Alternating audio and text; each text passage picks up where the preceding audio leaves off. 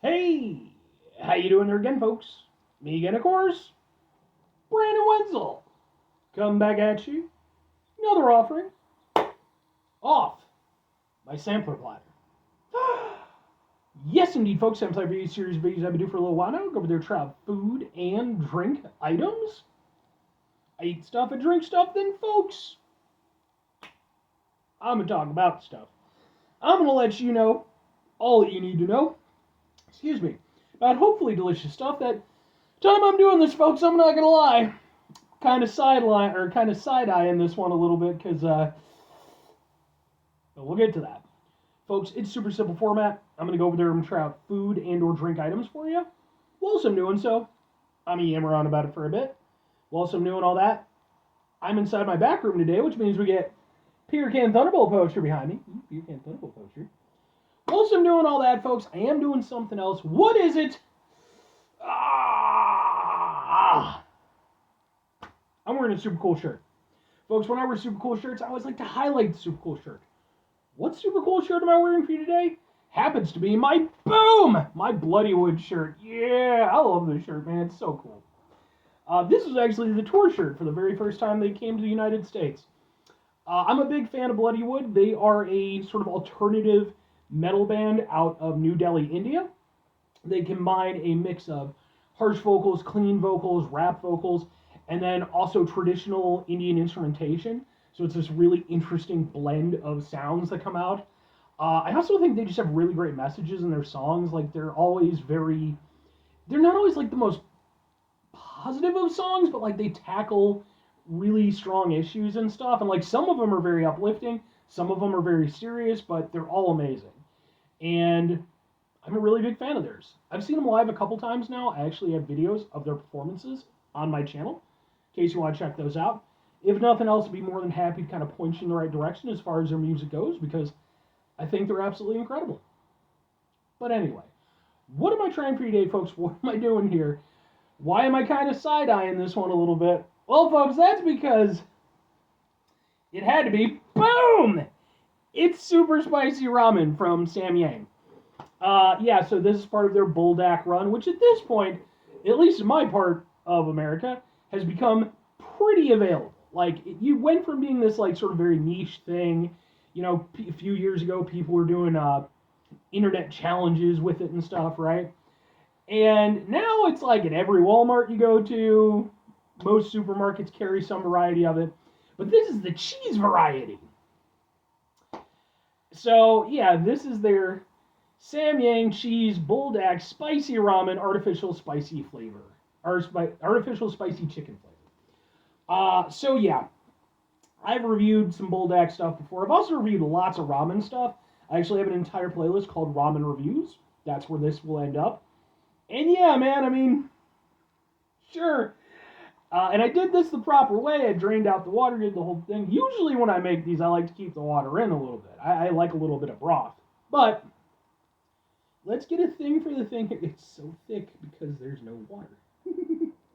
Let's get a thing for the thing. It looks like this. And we'll just go, ha ha ha ha ha ha. Let's try it out. I do like some of these, like, just for the sake of enjoyment.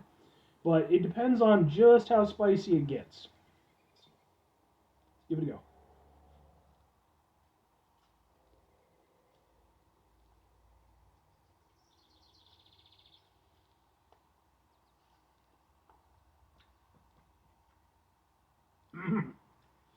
Yeah. There's that Samyang bite. Whew. Even when it's not crazy spicy, you're going to feel it. And I remember when this whole trend first became a thing with like the spicy Korean ramen back like, I don't know, 6, 7 years ago, something like that, maybe longer. And I went out and I was able to find some. Well, I think I actually had to order it in at that point because I don't think you could readily find it in the United States. And I remember being like, okay, yeah, it's spicy, but like, I didn't think it was like, holy shit, crazy spicy.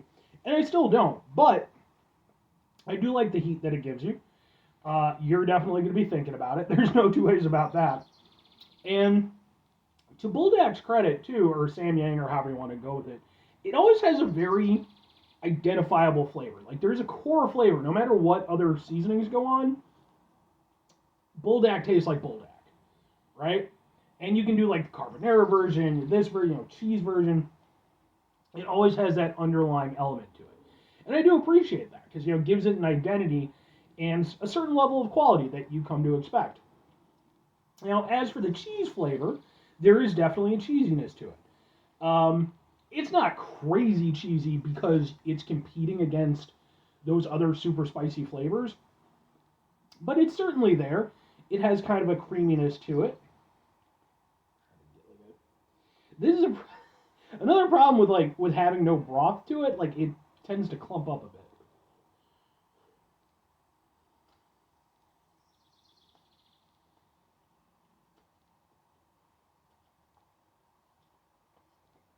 But yeah,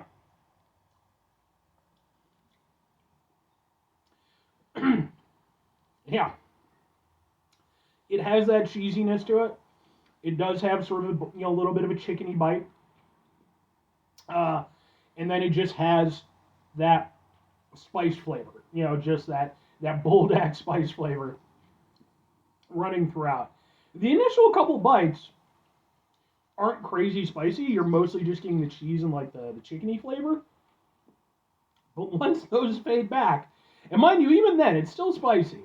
But once that fades back a little bit, that's where the spice really takes over. And it's really like a full mouth heat kind of thing. It doesn't just kick you in the back of the throat. It gets on your tongue and your lips.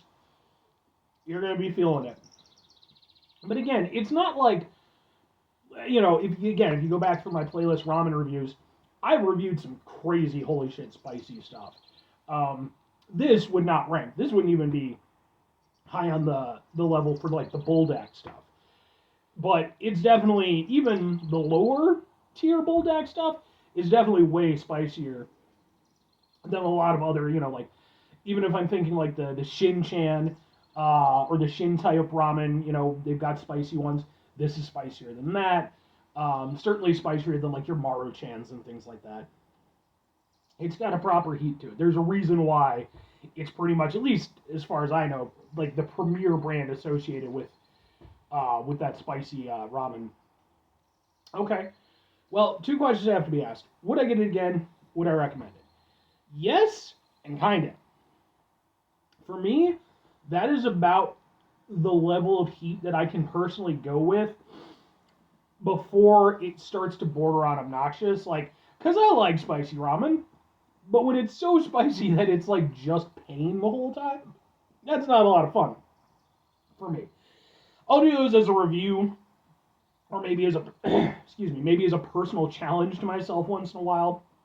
Although as I'm getting older, I pretty much left that part of my life behind in most instances. But I like the flavor on it. I think the cheese and the chicken work really well. And then, adding in that spiciness to it. Like it almost gives off like sort of a queso kind of vibe, Like chicken, cheese, with the spiciness and stuff. I like it. It's tasty. It's not just spicy. The flavors are actually there. And yeah, I mean, it wouldn't be a go-to one for me.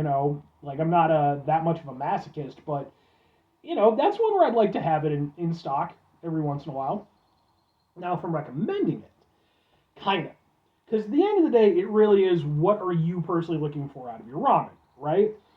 This is on the level of spiciness where, like, it's certainly outside of kind of like the day-to-day consumer stuff. But at the same time, it's not in the, like, stratosphere of, like, the ridiculous challenge noodles either. It's kind of works perfectly for where I'm at, which is, I'm certainly a bit of a ramen enthusiast, and I do like a ramen that has some really nice kick to it. So it works in that capacity. And I think that the flavors, again, are really nice. I think they chose nice flavors to work with this. Is it going to be for everyone? Absolutely not. It's just not. It's just not. But at the same time, I do think that, it's certainly, I mean, again, Buldak is extremely successful, so it has its audience. And I think that, if you've had Buldak before and maybe you haven't had this personal variety, I think it's a really nice one. Again, I think the flavors work well. Anyway, 5 things before I get out of here.